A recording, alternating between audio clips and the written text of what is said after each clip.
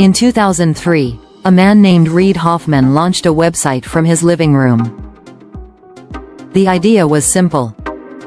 A place where professionals could post their work history online. Connect with colleagues. Maybe find a job. He gave it 6 months before deciding whether to shut it down. In the first month, 4,500 people signed up. Mostly his friends. Mostly people who were not entirely sure what they were signing up for. Today that website has 1 billion registered users across 200 countries. It processes over 1 billion job applications every year. It generates approximately $17 billion in annual revenue. And it was sold to Microsoft in 2016 for $26.2 billion. The largest acquisition in Microsoft history at that time. Not bad for a living room idea that its own founder gave 6 months to prove itself. But here is the part of that story nobody puts in their LinkedIn profile. The platform that built its entire identity around professional authenticity, honest credentials, and meritocratic opportunity has become one of the most sophisticated behavioral data collection and manipulation systems ever pointed at the global workforce. And almost everyone using it is doing so voluntarily, enthusiastically, and for free. So let us talk about what LinkedIn actually is. Because the resume website story stopped being accurate about 15 years ago. LinkedIn is a data company. Specifically, it is a labor market data company with a social network attached to make the data collection feel like networking. Every action you take on the platform generates data. Every job you list. Every skill you endorse. Every connection you accept. Every post you write. Every post you read and scroll past without engaging. Every job listing you click. Every recruiter message you open or ignore. Every company page you visit. Every course you start in LinkedIn Learning. Every second you spend on the platform. All of it is recorded. All of it is categorized.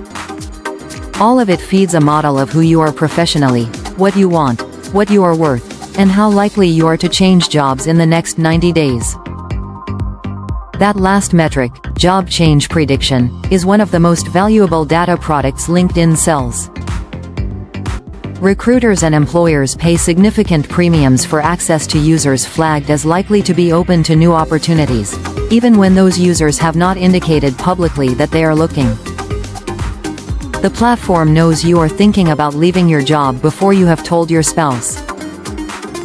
This is not speculation. It is the documented function of LinkedIn Talent Solutions, which is the platform's largest revenue stream, generating approximately 60% of total revenue. LinkedIn Premium subscriptions generate another significant portion. There are currently 4 tiers of premium membership ranging from roughly $40 to $160 per month.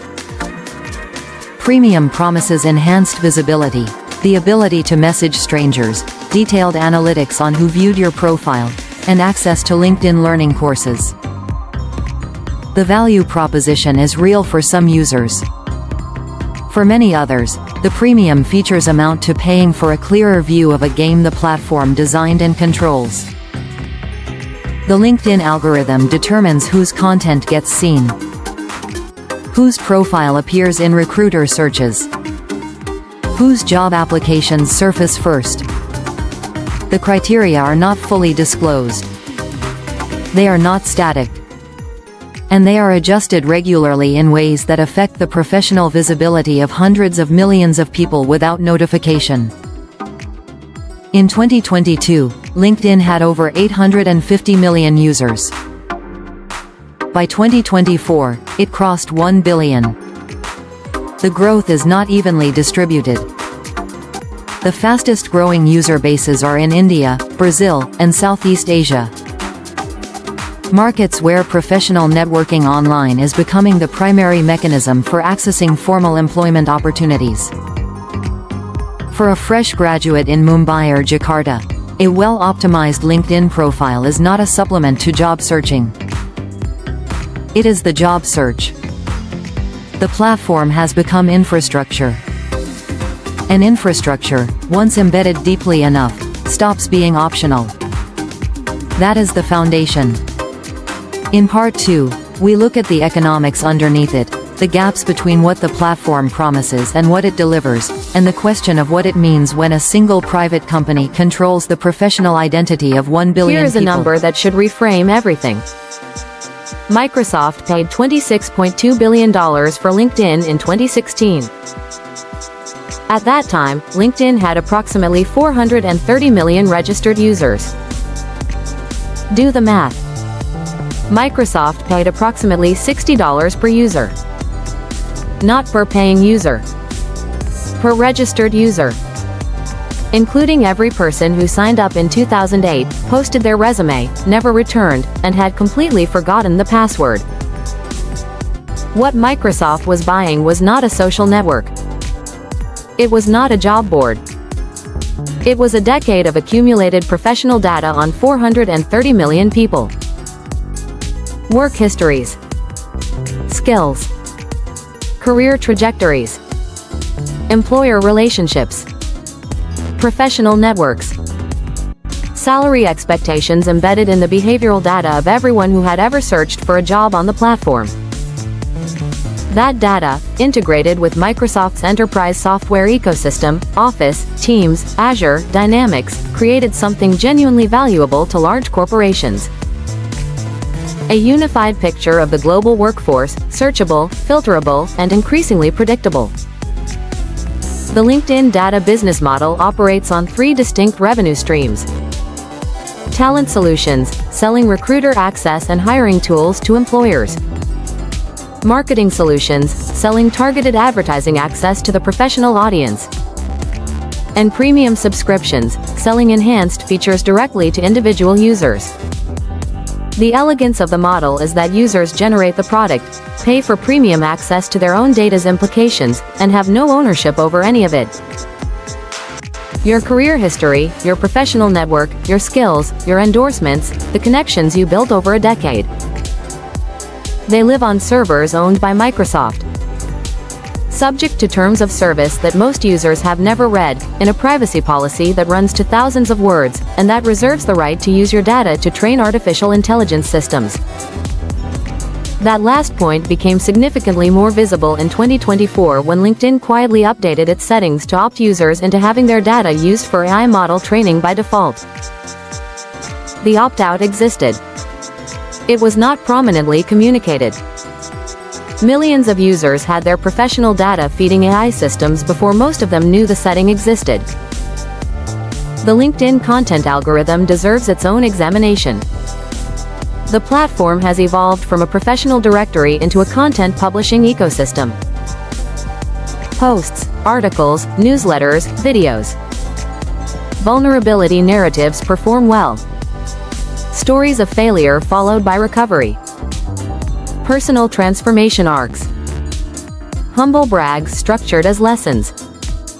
The algorithm rewards content that generates engagement, and the content that generates the most engagement on a professional platform turns out to be surprisingly personal, occasionally uncomfortably so. The result is a platform where professional content creation has blurred into a form of public self-performance that serves the platform's engagement metrics while offering uncertain professional returns to the individual creating it. LinkedIn's global reach raises questions that go beyond individual user experience. The platform operates in most countries but with significant exceptions. It is blocked in Russia since 2016 following a dispute over data localization laws. It has faced regulatory scrutiny in multiple European jurisdictions over GDPR compliance. In China, LinkedIn operated a censored version for years before withdrawing its social features entirely in 2021, citing an increasingly challenging operating environment. The platform that promises borderless professional connection is itself shaped by borders, governments, and regulatory frameworks that most users never think about. Remote work expansion has deepened LinkedIn's structural importance in ways that were not predictable even 5 years ago. When physical office presence defined professional visibility, LinkedIn was a supplement. When remote work decoupled geography from employment, LinkedIn profile optimization became a primary determinant of professional opportunity for knowledge workers globally. The platform did not create this shift, but it was positioned to capture it more completely than any competitor. And it has. LinkedIn's nearest competitors, platforms like Xing in Germany or Opna in India, serve specific regional markets but have not challenged LinkedIn's dominance in the global professional class. The network effect of 1 billion users creates a moat that is nearly impossible to cross. Being on a different professional network when everyone you need to reach is on LinkedIn is roughly equivalent to having a phone number on a network where no one else has service. So here is where we stand. 1 billion people. Their professional identities, career histories, and workplace relationships stored on a platform owned by one of the largest corporations in the world. That data being used to train AI systems. That platform's algorithm shaping who gets seen by recruiters and who does not, without full transparency about how those decisions are made. That platform having become infrastructure for professional life in a way that makes non-participation increasingly costly. All of it accessed, for most users, for free. Because free, as is always worth remembering, means the product is not the service. The product is you. Your career. Your network. Your professional ambitions. Packaged, analyzed, and sold in aggregated and targeted forms to employers, advertisers, and AI developers. And the question that 1 billion people who have built their professional presence on this platform have not fully reckoned with is this. When the infrastructure of your career is owned by a corporation whose interests are not identical to yours, and when leaving that infrastructure means professional invisibility in an increasingly digital labor market, how free are the choices you make inside it? And who exactly